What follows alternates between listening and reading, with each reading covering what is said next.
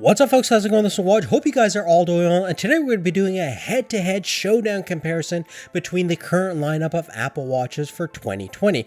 We've been doing a lot of testing with the new Series 6, but we also have the mid-range SE model, which got launched coincide with the Series 6 in 2020, as well as the Series 3, which actually was released in 2017, but is still being offered as a budget alternative to the Apple Watch. Now, firstly, let's talk about price. Well, for the Wi-Fi GPS versions of all these watches, you're looking at about $199 for the Series 3, $279 for the SE, and $399 for the Series 6 respectively. Now, the quick and dirty answer to this question is actually relatively simple. The Series 6 has all the bells and whistles, including the latest generation internal processor with this S6 processor, always on Retina display, as well as an ECG and blood oxygen sensor that is becoming more and more important, especially in the world of COVID-19, where getting an accurate blood oxygen saturation rating in your red blood cells will actually determine how badly you're affected by the viral illness. Now, the Apple Watch SE pretty much looks identical to the Series 6 in terms of having the same exact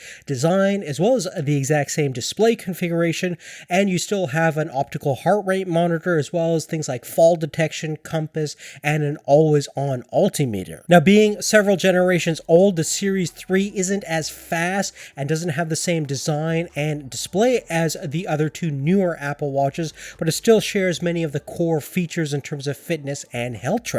Now, later in this video, we are going to be doing some performance tests with the Series 3 and seeing how it compares against the newer generation models in terms of general performance, in terms of asking Siri questions and opening up different applications that you're going to do on a day-to-day basis. Now, in terms of the core design and navigation interface of the Apple Watch, things really haven't changed all that much from the Series 3 to the Series 6. You still have a very responsive capacitive touchscreen on all three devices, a digital crown, as well as a side button for most of your controlling and navigation purposes. Now, the digital crown itself is a little bit different on the Series 3. You are looking at the first generation, which didn't have the haptic feedback capabilities as the newer gen watches, which allows you to feel a little clicky sensation when you're turning the digital crown, which brings a level of mechanical and tactileness to a digital interface, which feels very satisfying. Beyond that, in terms of material design, glass, and color options, the Series 6 certainly has the most to offer. Although the Series 3 initially came with a multiple different material design, aluminum, ceramic, and stainless steel, currently right now it's only available in aluminum, just like the SE is, and color options are fairly limited as well. Now, the Series 6 is certainly the most customizable. You have three different material options, including aluminum, stainless steel, and titanium. The aluminum has a whole bunch of different color options with the new option of blue and product red, not to mention the standard silver, space gray, and rose gold finishes. And you also have a number of different tints available in the titanium and stainless steel models. Now, in terms of the band configurations, pretty much all three of these watches have a ton of different variety of options, not to mention options both from Apple and third-party manufacturers. Obviously, with the SE and Series 6, if you have the same 44mm versions, they're interchangeable, and you can use the new Solo band, which is my personal favorite band. It's basically a one-size fit for your specific wrist, super convenient, and probably the go-to sports band in my opinion. Now, unfortunately, since the Series 3 utilized a 38 and 42mm case design, it can't actually be interchangeable with the SE and Series 6 watch bands. It's going to specifically rely on the Series 3 or 38/42mm bands available that are still plentiful, both from Apple side and third party alike. Now, in terms of durability, from a glass perspective, both the SE and current version of the Series 3 come with ion strengthened glass, which is fairly shatter and scratch resistant, but it's not going to be as durable or as good looking as the sapphire crystal glass options available on the titanium and stainless steel versions of the new Series 6. However, when it comes to water resistance, thankfully all three of these meet the 50-meter depth standard. They're fully swim-proof, and you will have no problem in getting all three of these watches extremely wet. Now, in terms of overall mass and form factor, the Series 6 and SE are pretty much identical in terms of physical dimensions. If you get the aluminum 44mm versions, they weigh exactly the same, 36 grams, and only about 10.4 millimeters in terms of thickness. Now, we have the 38mm version of the aluminum Series 3, which is super light, only weighs about 26 grams, but it is slightly thicker at around 11.4 grams. And if you get the 42mm version of the Series 3, it is still lighter at 32 grams with the same thicker profile of 11.4 millimeters. Now, visually, probably the biggest differences between the new gen Apple Watch and the previous generation Series 3 has to be the larger display. We have 30% larger display on both the SE and Series 6, which are identical in terms of display configuration. Not only do we have a higher resolution, better pixel density count, and a better screen to body ratio, that makes using the watch on a day-to-day basis and navigating through the apps a lot easier for people that have large fat fingers like myself. Now, all three devices use an OLED display, so the black levels and brightness is sensational. You're looking at over 1,000 nits, so using these watches outside is definitely no problem. But on the newer generation watches, Apple is utilizing low temperature polycrystalline oxide on their backplane technology, so that makes the organic LED a little bit more energy efficient, which is supposed to give a little bit better battery life, but usually that means they can use a smaller battery in order to make the entire watch interface a little bit more energy efficient. Furthermore, on the Series 6, we have the always on Retina display, so that means the display is pretty much showing you the important information every time you look at it in terms of time and notifications, and they're using variable refresh timings in order to save some battery life for that feature as well. Now, moving on, let's talk about the array of sensors and capabilities that's built inside on all three watches. Firstly, they all have optical heart rate monitors. Now, the Series 3 uses the kind of first generation optical heart rate monitoring system developed by Apple, which is fairly good and fairly accurate. It'll give you even notifications of whether you have irregular and high and low heartbeats, which is definitely a nice feature from a health and wellness perspective. Additionally, on the Series 6 and SE, you have the second generation optical heart rate monitor, which is a little bit more accurate, faster to respond and give you a reading. And on the Series 6, we also have the secondary electrical heart rate monitor located on the digital crown, which in conjunction with the optical will give you an ECG or EKG rating, which is good if you want to detect any signs of AFib. Furthermore, the big new feature, as we mentioned before, is the oximeter, which is a dedicated array of LEDs that they've embedded into the heart rate monitor on the Series 6 that in about 15 seconds will give you an accurate rating of how saturated your red blood cells are with oxygen, a good underlying marker for overall health, as well as a helpful indicator of how well you're recovering if you're fighting any kind of viral or respiratory illness. Beyond that, another key safety feature on the SE and Series 6 is they have built-in fall detection with a more sensitive accelerometer that can sense G-forces up to 32 Gs. By contrast, the accelerometer on the Series 3 can only support G-forces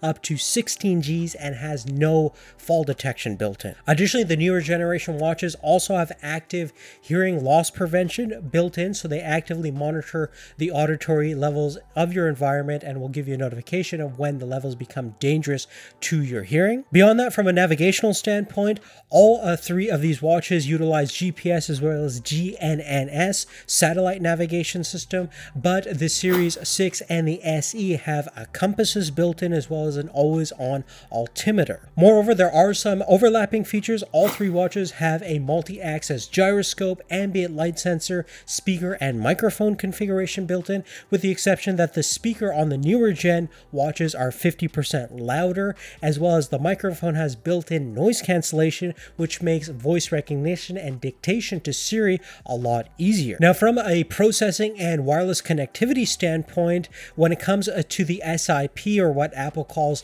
system in package, we're using the latest generation S6 chip, which is a 64-bit dual-core processor. It's about 20% faster than the previous generation S5 chip found on the Series 5.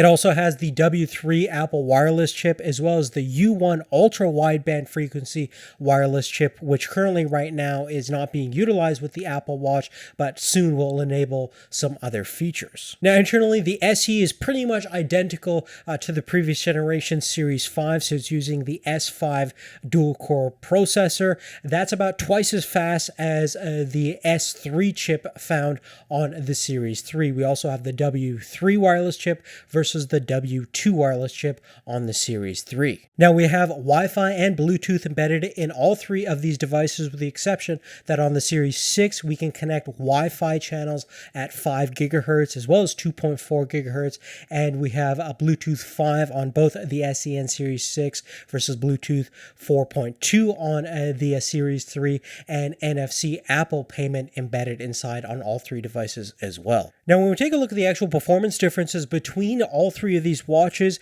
in terms of most every day-to-day things, you're not going to notice a dramatic difference. It only depends upon if you're going to run a whole bunch of different applications at the same time, or if you're using some graphically CPU-intensive based applications that are becoming more and more available on the Apple Watch platform. But for the sake of comparison, let's actually run through a couple of different performance tests. First, let's take a look at the overall boot up time of all three watches. Now, certainly the Series 6 booted up the fastest. It only took about 35 seconds versus 38 seconds on the SE, which has the S5 processor, and it took about 1 minute 24 seconds for the Series 3, which is definitely a lot slower. And this performance test is probably the most dramatic difference that I encountered from the Series 3. In every other scenario that you're going to find yourself in, you're not going to notice a huge difference. Take a look at the response time of Siri when I ask it some basic questions on all three watches. What's the longest day of the year? Here's what I found. Here's what I found. Here's what I found. What's the Tesla stock today? Tesla went up significantly today. Quite a bit today. Tesla went up quite a bit today.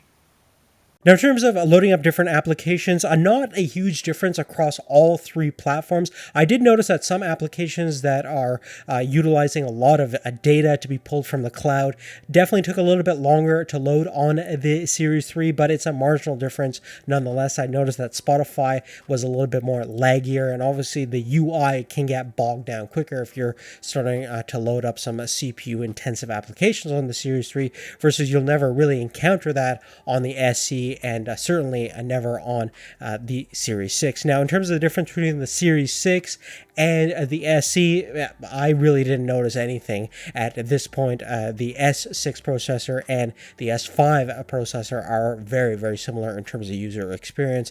One thing I did notice is that on CPU and GPU based applications that are very intensive, which are not really that plentiful on the Watch OS platform, but one of my favorite apps is Night Sky. It's an astronomy-based application that allows you to navigate the stars, find different constellations, and it utilizes the CPU and GPU quite intensively on the newer generation Apple Watches. And on the Series 3, it's really quite laggy. The frame rate is very choppy, and it's certainly not as responsive, and it doesn't run as smooth as on the SE and Series 6. Now, lastly, let's talk about the Achilles heel of all Apple Watches, and that is the battery life. Pretty much all of these are rated for 18 hours of regular usage based on Apple's recommendations, and in terms of capacity, they do vary quite a bit, but the SE and the Series 6 basically have a 300 milliamp hour non-removable lithium-ion battery inside for the 44 millimeter aluminum versions,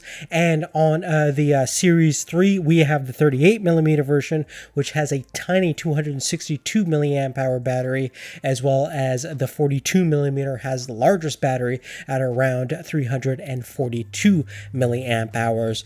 Typically, you're again gonna last throughout the day for the most part, but I know some people that struggle to get basically 8 hours if they're heavily using the watch on a very consistent basis. Certainly, if you're using the optical heart rate monitor for a lot of long duration fitness activities, that definitely likes to drain battery life quite quickly as well. But generally speaking, same charging procedure with the proprietary proprietary magnetic charger, and charging is relatively quick on all three of these devices.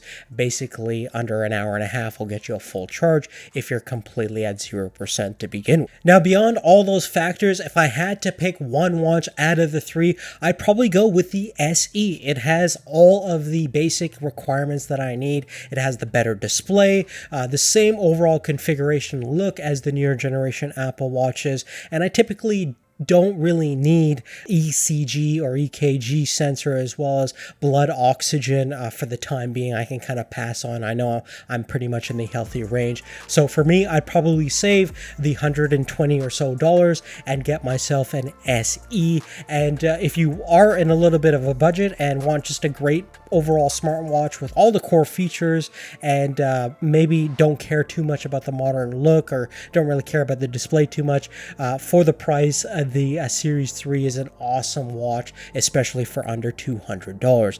Other than that, guys, that's really it. Hopefully you like this video. Definitely love to hear your thoughts on what your favorite current smartwatch is. Do you have a smartwatch right now? What are you using? Please give us a thumbs up if you like this video. And if you haven't already, check out our comparison between the Apple Watch Series 6 and the Galaxy Watch 3. That video will become available in the description below. Take care, and we'll see you real soon.